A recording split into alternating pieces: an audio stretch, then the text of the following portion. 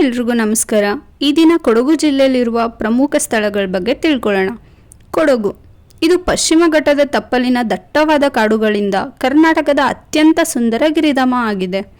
ಇದು ನೈಋತ್ಯ ಕರ್ನಾಟಕದ ಪಶ್ಚಿಮ ಘಟ್ಟಗಳಲ್ಲಿ 4102 ಚದರ ಕಿಲೋಮೀಟರ್ ಪ್ರದೇಶನ ಆವರಿಸಿದೆ. ಇದು ಕರ್ನಾಟಕದ 31 ಜಿಲ್ಲೆಗಳಲ್ಲಿಯೇ ಅತಿ ಕಡಿಮೆ ಜನಸಂಖ್ಯೆನ ಹೊಂದಿದೆ. ಕೊಡಗಿನ ಕಾಫಿ ಮತ್ತು ಕೊಡಗಿನ ಕೆಚ್ಚೆದೆಯ ಯೋಧರು ಪ್ರಪಂಚದಲ್ಲಿ ಪ್ರಸಿದ್ಧಿ ಪಡೆದಿದ್ದಾರೆ. ಮಡಿಕೇರಿಯು ಕೊಡಗಿನ ಕೇಂದ್ರ ಸ್ಥಾನವಾಗಿದೆ. ಕೊಡಗು ಕೊಡವ ಭಾಷೆಯನ್ನು ಮಾತನಾಡುವ ಸ್ಥಳೀಯರಿಗೆ ನೆಲೆಯಾಗಿದೆ.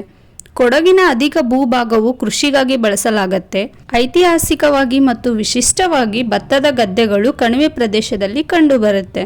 ಕಾಫಿ ಮತ್ತು ಮೆಣಸಿನ ಗಿಡಗಳು ಸುತ್ತಮುತ್ತಲಿನ ಬೆಟ್ಟಗಳಲ್ಲಿ ಮುಖ್ಯವಾಗಿ ಮಡಿಕೇರಿ ಬಳಿ ಕಂಡುಬರುತ್ತೆ. ಸಾಮಾನ್ಯವಾಗಿ ಇಲ್ಲಿ ಕಂಡುಬರುವಂತಹ ಬೆಳೆ ಕಾಫಿ, ಅದರಲ್ಲೂ ವಿಶೇಷವಾಗಿ ಕಾಫಿ ರೋಬಸ್ಟಾ ಹೇರಳವಾಗಿ ಕಾಣುತ್ತೆ. ಇದು ಚಿಕ್ಕಮಗಳೂರು ಜಿಲ್ಲೆಯ ಬಾಬಾ ಬುಡನ್ಗಿರಿಯ ನಂತರ ಭಾರತದ 2ನೇ ಕಾಫಿ ಉತ್ಪಾದನಾ ಪ್ರದೇಶ ಆಗಿದೆ. ಇದರಿಂದ ಕೊಡಗು ಭಾರತದ ಶ್ರೀಮಂತ ಜಿಲ್ಲೆಗಳಲ್ಲಿ ಒಂದಾಗಿ ಬೆಳೆದಿದೆ. ಈ ಜಿಲ್ಲೆಯ ಮೊದಲ ಪ್ರಮುಖ ಸ್ಥಳ ದುಬಾರೆ ಆನೆ ವಿಹಾರ. ಇದು ಮೊದಲು ಮೈಸೂರು ದಸರಾ ಆನೆಗಳ ತರಬೇತಿ ಶಿಬಿರ ಆಗಿತ್ತು.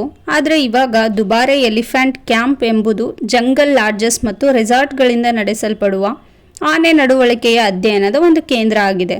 ಇಲ್ಲಿ ಭೇಟಿ ನೀಡುವವರು ಆನೆಗಳ ಇತಿಹಾಸಗಳ ಬಗ್ಗೆ ಹೆಚ್ಚು ಕಲಿಬೋದು ಹಾಗೂ ಆನೆಗಳ ದೈನಂದಿನ ಚಟುವಟಿಕೆಗಳನ್ನು ಕೂಡ ನೋಡ್ಬೋದು.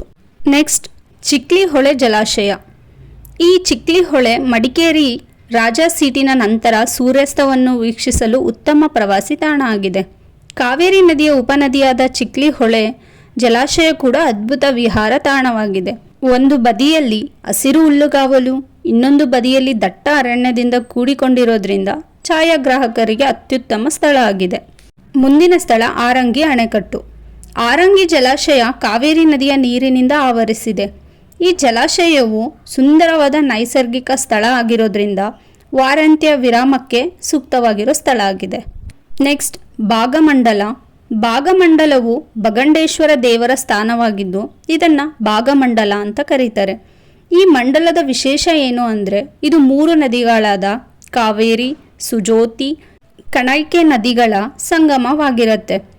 ಭಗಂಡೇಶ್ವರ ದೇವಾಲಯವು ಕೇರಳದ ಶೈಲಿಯಲ್ಲಿ ಕೆಂಪು ಹಂಚು ಹಾಗೂ ಚಾವಣಿಯನ್ನು ಹೊಂದಿದ್ದು ದೊಡ್ಡ ಕಲಾಕೃತಿಗಳನ್ನು ಬಿಂಬಿಸುತ್ತೆ. ನೆಕ್ಸ್ಟ್, ತಲಕಾವೇರಿ.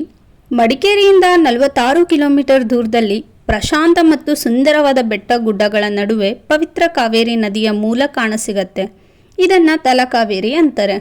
ಸಾಮಾನ್ಯವಾಗಿ ಪ್ರತಿ ವರ್ಷ ಅಕ್ಟೋಬರ್ 17ರಂದು ಬರುವ ತುಲ ಸಂಕ್ರಮಣ ದಿನದಂದು ಸಾವಿರಾರು ಭಕ್ತರು ವಸಂತ ಕಾಲದಲ್ಲಿ ನೀರಿನ ಗುಳ್ಳೆಗಳ ಉಲ್ಬಣಕ್ಕೆ ಸಾಕ್ಷಿಯಾಗಲು ತಲಕಾವೇರಿಯಲ್ಲಿ ಸೇರ್ತಾರೆ. ಇದರಲ್ಲಿ ಕಾವೇರಿ ಮಾತೆಯ ಸ್ಥಾನವಿದ್ದು ಈ ಸ್ಥಾನದ ಬಳಿ ಬ್ರಹ್ಮ ಶಿಖರವಿದೆ. ಇದು ಪರ್ವತಗಳ ವಿಹಂಗಮ್ ನೋಟನ ನೀಡುತ್ತೆ. ನೆಕ್ಸ್ಟ್, ಇರ್ಪು ಜಲಪಾತ.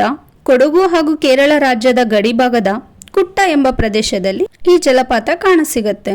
ಈ ಜಲಪಾತವು ಲಕ್ಷ್ಮಣ ತೀರ್ಥ ನದಿಯ ಒಂದು ಭಾಗವಾಗಿದ್ದು ಪವಿತ್ರ ಸ್ಥಳ ಆಗಿದೆ. ಸುಮಾರು 60 ಮೀಟರ್ ಎತ್ತರದಿಂದ ನೀರಿನ ಝರಿಗಳು ಧುಮುಕುತ್ತವೆ. ಮುಂದೆ ಇದು ಕಾವೇರಿ ನದಿನ ಸೇರುತ್ತೆ.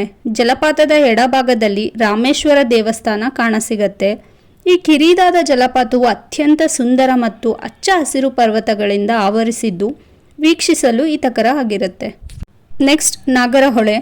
ಕೊಡಗು ಹಾಗೂ ಮೈಸೂರು ಜಿಲ್ಲೆಗಳಲ್ಲಿ ಹರಡಿರುವ ರಾಷ್ಟ್ರೀಯ ಉದ್ಯಾನ. 1999ರಲ್ಲಿ ಇದನ್ನು ದೇಶದ 39ನೇ ಹುಲಿ ಮೀಸಲು ಅರಣ್ಯವಾಗಿ ಘೋಷಿಸಲಾಯಿತು. ಇದು ನೀಲಗಿರಿ ಜೀವ ವೈವಿಧ್ಯತೆಯ ತಾಣದ ಭಾಗವಾಗಿದೆ. ಈ ಕಾಡಿನಲ್ಲಿ ಸಫಾರಿ ಸೌಲಭ್ಯ ಕೂಡ ಇದೆ. ದಟ್ಟ ಅರಣ್ಯ, ಜುಳುಜುಳು ಹರಿಯುವ ತೊರೆಗಳು, ಬೆಟ್ಟ, ಕಣಿವೆಗಳು ಹಾಗೂ ಜಲಪಾತಗಳು ಇಲ್ಲಿವೆ. ಹುಲಿಗಳು, ಆನೆಗಳು, ಚಿರತೆಗಳು ಮತ್ತು ಸಂಬಾರ ಜಿಂಕೆಗಳು ಇತ್ಯಾದಿ ಅಸಂಖ್ಯ ವನ್ಯಜೀವಿ ಹಾಗೂ ಪಕ್ಷಿ ಪ್ರಭೇದಗಳಿವೆ. ನಾನು ಹೇಳಿರೋದ್ರಲ್ಲಿ ಏನಾದರೂ ಮಿಸ್ಟೇಕ್ಸ್ ಇದ್ದರೆ ಅದನ್ನು ಕಮೆಂಟ್ ಬಾಕ್ಸಲ್ಲಿ ತಿಳಿಸಿ. ನನ್ನ ವೀಡಿಯೋಸ್ ನೋಡ್ತಾ ಇರೋದಕ್ಕೆ thank you so much. I hope this video will help you. ಹೀಗೆ ಸಪೋರ್ಟ್ ಮಾಡ್ತಾ ಇರಿ.